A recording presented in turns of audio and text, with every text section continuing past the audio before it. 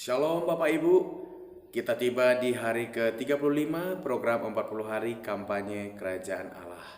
Topik pada hari ini adalah menjadi saksi nubuat kedatangan Kristus sebagai Raja. Kita akan baca dari 2 Petrus 1 ayat 16 sampai yang ke-21. Demikian firman Tuhan.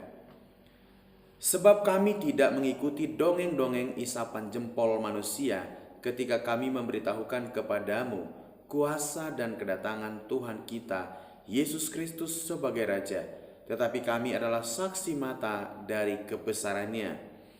Kami menyaksikan bagaimana Ia menerima kehormatan dan kemuliaan dari Allah Bapa ketika datang kepadanya suara dari Yang Maha Mulia yang mengatakan, "Inilah anak yang kukasihi, kepadanyalah aku berkenan." Suara itu kami dengar datang dari sorga ketika kami bersama-sama dengan Dia di atas gunung yang kudus. Dengan demikian kami makin diteguhkan oleh firman yang telah disampaikan oleh para nabi. Alangkah baiknya kalau kamu memperhatikannya sama seperti memperhatikan pelita yang bercahaya di tempat yang gelap sampai fajar menyingsing dan bintang timur terbit bersinar di dalam hatimu. Yang terutama harus kamu ketahui ialah bahwa nubuat-nubuat dalam kitab suci tidak boleh ditafsirkan menurut kehendak sendiri, sebab tidak pernah nubuat dihasilkan oleh kehendak manusia, tetapi oleh dorongan Roh Kudus orang-orang berbicara atas nama Allah. Saudara yang dikasihi Tuhan, menjelang kedatangan Tuhan sebagai Raja dan sebagai penguasa yang kekal selama-lamanya, itu akan banyak sekali nubuat-nubuat yang dilontarkan oleh orang-orang sehingga pada dasarnya bisa mempengaruhi setiap pemikiran daripada orang-orang yang mendengarnya. Tetapi hari ini kita belajar dari seorang Petrus. Petrus ini adalah orang yang mengalami perjumpaan pribadi dengan Yesus.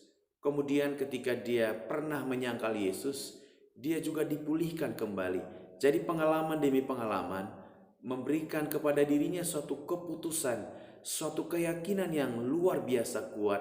Petrus mengatakan di dalam bagian ini bahwa dirinya bersama rekan-rekannya dengan kata, "Kami tidak mengikuti isapan jempol atau dongeng-dongeng tentang kedatangan Tuhan dan kuasanya sebagai Raja yang akan datang kelak. Tetapi Petrus mengatakan bahwa kami adalah saksi, kami mendengar dan kami menyaksikan bagaimana Allah berkata kepadanya, 'Inilah anak yang kukasihi, kepadanyalah aku berkenan,' yaitu di Gunung Tabor ketika Yesus di sana menyatakan kemuliaannya, berjumpa dan berbicara dengan Musa dan Elia, saudara.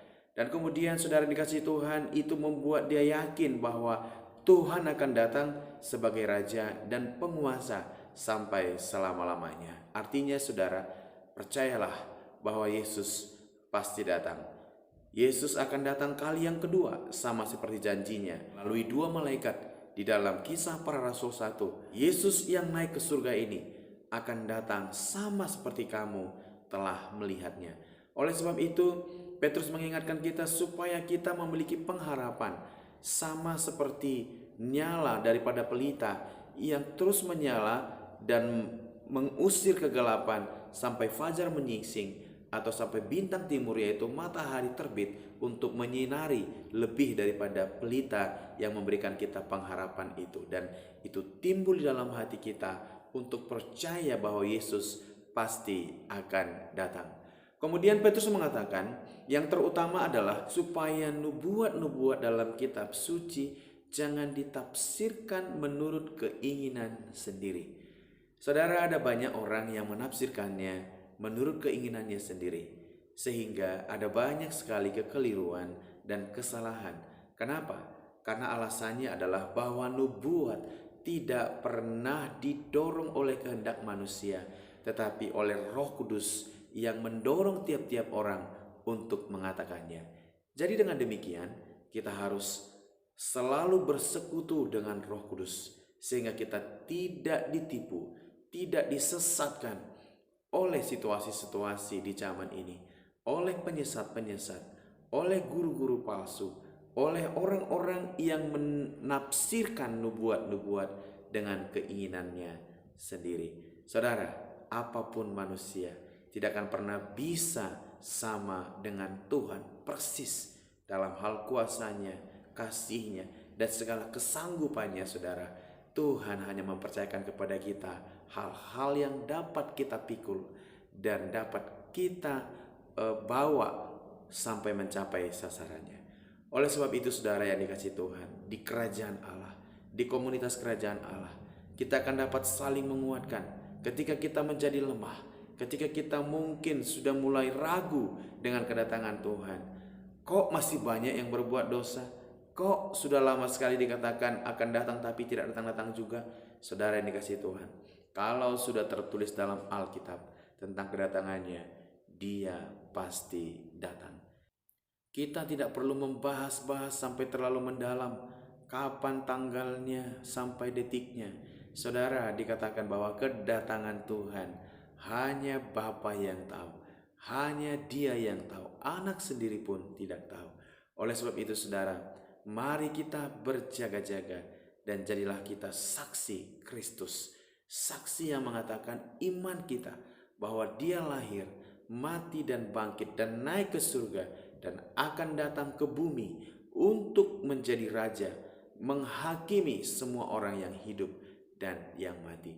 Demikianlah Injil yang seutuhnya ada dan melekat di dalam hati kita, dan suatu waktu itu akan diuji dengan api, dan apabila kita keluar sebagai pemenang, kita akan memperoleh mahkota kemuliaan, mahkota abadi, dan segala mahkota surgawi yang disiapkan Bapa bagi setiap kita.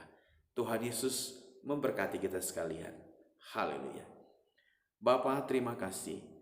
Kami percaya kami mengalami Kristus setiap hari, sama seperti Petrus mengalami Yesus. Buatlah kami semua mengalami Engkau secara pribadi, sehingga iman kami teguh, tidak diombang-ambingkan oleh angin pengajaran zaman ini, tidak bimbang pada nubuat-nubuat yang dibuat oleh manusia, tetapi kami boleh mendengarkan Roh Kudus dan menguji segala sesuatu sebelum kami berkata-kata, sebelum kami berpikir, dan sebelum kami bertindak. Biarlah Roh-Mu Tuhan menguasai kami sepenuhnya. Terpuji Engkau Tuhan, kami percaya bahwa Engkau akan datang sebagai Raja, Hakim atas seluruh bumi. Terima kasih untuk kebaikan-Mu. Dalam nama Yesus kami berdoa. Amin.